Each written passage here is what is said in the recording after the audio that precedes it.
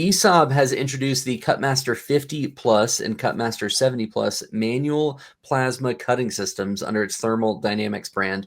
The 50 Plus has a recommended pierce and cut capacity of 5/8 of an inch, while the 70 Plus handles up to 3/4 of an inch.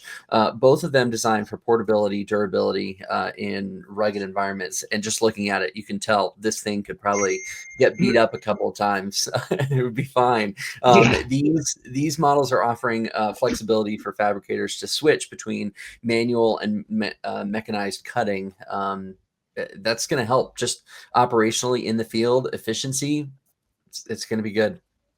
Yeah, I think this is a product at scale that we're talking about here. So it's going to be inventory management, I think, is going to be their challenge. You've got all these different models, consumables, and replacement parts in play. And if those fabricators can't get what they need when they need it, then these torches are just going to end up being like the doorstop down there, the old paperweight analogy, sitting there going, waiting for that part to come in. It stopped working now because they're in an intense environment, so they're going to have breakdowns frequently. I know they are. So, yeah, I think inventory is going to be the big one for me.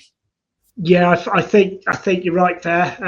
And anything with wearing parts, shall we call it, which is high turnover part, what's going to be ready available, is going to be important. And you've also got a new tool with operators using that, so you're going to have to make sure the people using these know what they're doing with this new tool. But again, leaning back on what you're saying, Andrew, they've also got to be aware of what parts they're going to need, when they're going to need them, and how do they get them when they do need them, how quickly and the companies they work with. So it's quite refreshing, can I say, just to see the story here where they're talking about manual and not anything automated or automatic. It's just quite nice to read about some manual stuff going on.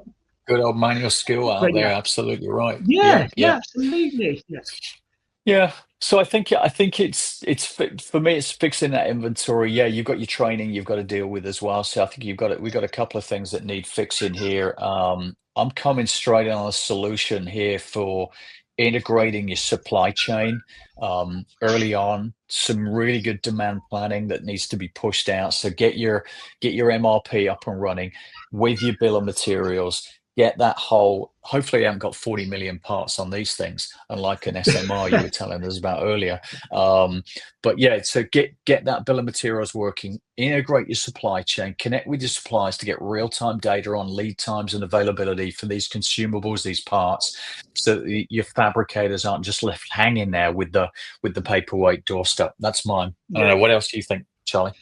Yeah, I think you're on the money there. Really, is having all that in place is going to be critical to this product success as well. Because they've got to be working, and you've got to have happy users as well. And you think about the types of people who are going to be working with these and the jobs they're on. There's not going to be a second to be wasted, right? So if they find themselves in a situation where they can be productive due to a supply chain hang up, that's going to be a big problem. So I think with that, Andrew, just really aligning with what you've said there about having that with supply chain integration, inventory management, MRP, ensuring that's all running like clockwork.